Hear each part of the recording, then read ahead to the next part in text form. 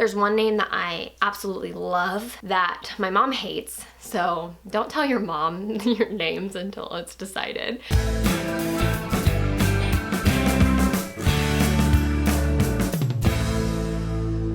Hey you guys, welcome back to my channel. In today's video, I am doing my first ever Q&A, which is kind of exciting that I have people that are actually asking questions for a Q&A. I had a couple of questions come in on recent videos, so I decided to just say that I'm gonna do a Q&A, so send in your questions, and you guys did. All of the questions have been infertility / IUI or pregnancy related. And I'm actually wearing contacts today, so I can see that my video is in focus because my last two videos weren't because I was too lazy to put in my contacts. So with that, let's just get into the questions. So I think I'm gonna start with all of the IUI and infertility questions first. So the first question is from Chris 720TY20.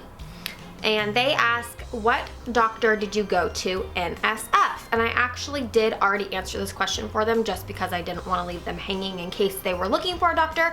But I did want to tell you guys so that if anyone is in the area that I live in and finds themselves in need of a doctor, then you have this recommendation. So we went to Pacific Fertility Center in San Francisco, and my doctor specifically was Dr. Shannette, who is just amazing. Like, I was so pleased with him. He has great bedside manner for the position he is in. I've heard that some fertility doctors are not great at that, and it's such a sensitive kind of situation that you really need a good bedside manner. And overall, we were just super pleased with the level of care we received. All of the staff was great. It was definitely expensive, and I'm still planning on doing my IUI cost video. I have that scheduled to go up sometime in December, so keep an eye out for that. But for us, we had to drive to San Francisco, and so we had to pay, you know, gas, bridge toll, parking every single time we went. But we had heard that this clinic was the best of the best, and we didn't want to mess around. We wanted to do the best of the best, and clearly it paid off for us because we got pregnant on our first IUI. So if you are in the San Francisco Bay Area, Sonoma County, Napa County area, and you are in need of a fertility doctor, I highly, highly recommend Pacific Fertility Center. So here is a question from, I'm gonna butcher the name, it's spelled O-L. Not really sure. They said, did you have a full or empty bladder during IUI? My doctor for everything, all the ultrasounds leading up and everything, wanted an empty bladder. So I had an empty bladder. And they also asked, how much Femera did you take and for how many days? That's a great question, I forget. Okay, so I ran and I got my prescription bottles because I couldn't remember what I was taking. So I'll tell you everything that I took. So my whole cycle, I started with Provera to start my period, and that was a 10 milligram tablet that I took for 10 days, once a day. The Femera was a 2.5 milligram tablet that I took 3 tablets per day. So I was taking 7.5 milligrams a day for cycle days 3 through 9. So 3, 4, 5, 6, 7, 8, 9 for 7 days. I forget. After my IUI, I took progesterone, and that was a 200 milligram capsule inserted vaginally every night for the first 7 weeks of my pregnancy. So that is what my medication dosage was. And for me, the Femera worked out perfectly. We didn't know exactly if it was going to because Clomid didn't work.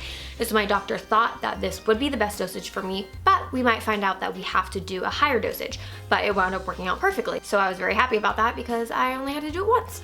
So here's a question that is kind of personal, but I'm going to answer it because I actually found myself Googling this same question while I was going through IUI. So the question comes from Talisa, and she said, did you have a lot of sex after IUI, or was it just the insemination that did it?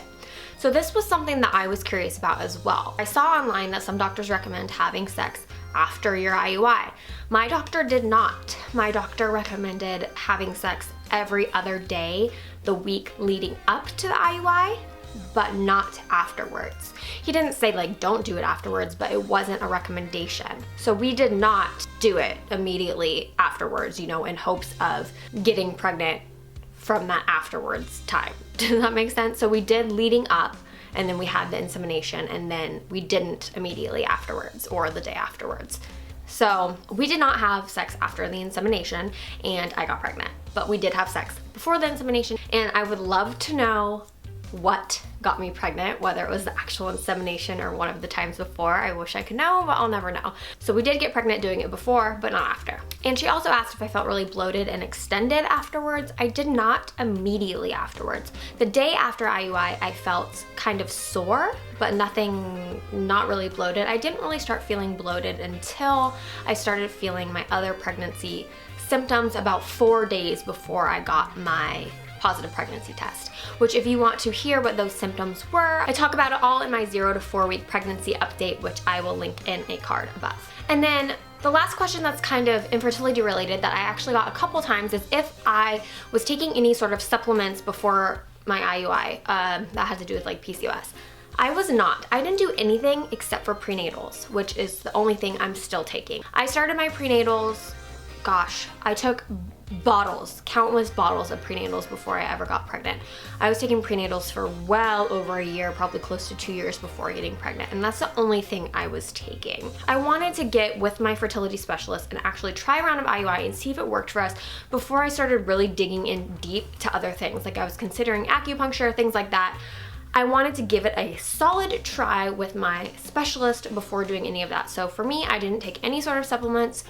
I'm already on a gluten-free diet. I don't know if that has anything to do with it, but like I have celiac disease, so I already don't have gluten in my diet. I don't know, some people say diet plays a role.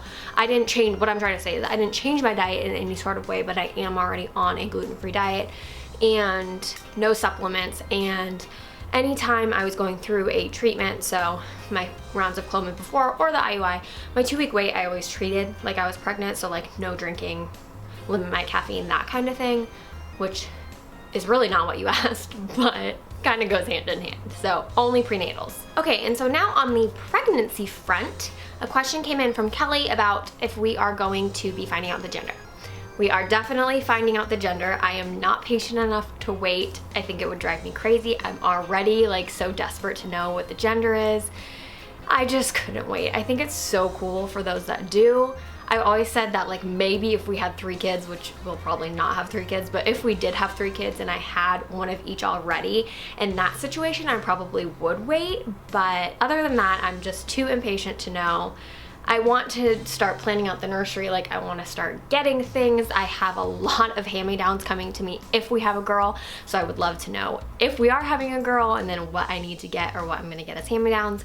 So we're definitely going to find out the gender. So I had a couple of questions on baby names, if we have baby names decided, if I've had a baby name that I've held on to for a long time, or any names I've liked in particular. Yes, so our boy name is pretty much determined. I'd say 99% determined. It's a name that, at least the first name, is a name that I have had decided since before I met Ben. Long before I met Ben. Thankfully, he loves the name because that's one that I was kind of set on. Of course, if he hated it, then, you know, we probably wouldn't name our child that. But it's something that I have had decided for a very long time. It's a name that is very unique, but not weird. It has a family meaning, which of course if we wind up having a boy, naming him this, I'll go into the story of his name. But it's a very unique name, something that you guys will never ever guess, ever.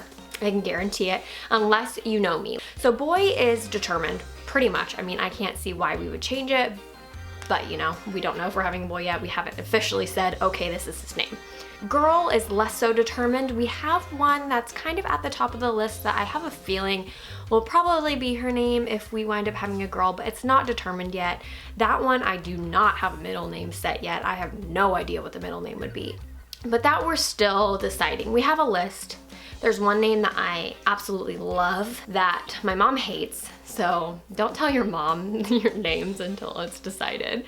And Ben really doesn't like either, so that name's kind of off the table. But if it was up to me, that would be her name. But we do have one that Ben and I really like that seems to be the top right now. The next question was from Corinne. She says, I've been wanting to do bump dates too, but feel guilty for the women who don't have their babies yet. Any advice? So if you want to do bump dates, do bump dates. You know, this is your journey. If you want them to look back on, then do it.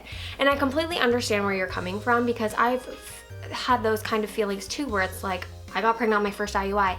There's some women that I watch that have gone through 6 and they still don't have their babies. But what I have found is that I have had nothing but positive comments on my pregnancy announcement and my pregnancy videos following. I have found that those women that don't have their babies yet have been commenting saying, this is so exciting, this gives me so much hope, it shows me that, you know, you can have PCOS and you can get pregnant, like there's hope.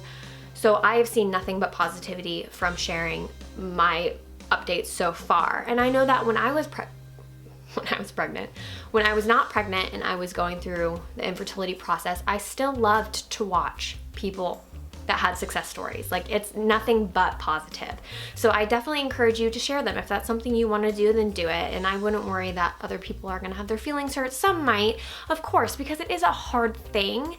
But I think overall you'll see that you'll get a positive response rather than a negative one. So I have one question that is, how are you preparing? Examples, pregnancy must-haves, gender reveal, etc.